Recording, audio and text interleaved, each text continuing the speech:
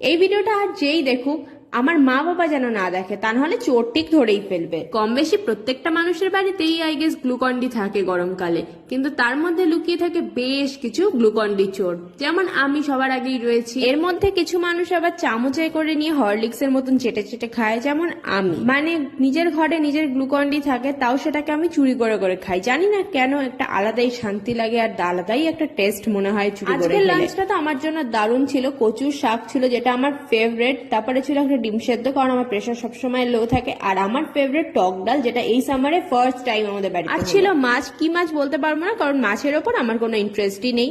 এরপরে বেশ 1-1.5 ঘন্টা পরে খেলাম হচ্ছে বেলপানা, আর তারপরে মা প্রসাদ রেখে দিয়েছিল ঠাকুরের, সেটাই খাচ্ছিলাম। সন্ধ্যাবেলা আবার আমি আর আমার মা মিলে বেরিয়েছিলাম। আমাদের তো পয়লা বৈশাখের কেনাকাটা শেষই হচ্ছে না, তো গুটি গুটি পায়ে চলে গেলাম বাজার কলকাতা স্টাইল বাজারে। ব্যাস রোল খেয়ে সোজা বাড়ি চলে এলাম। দেখা হবে নেক্সট মিনি ব্লগে।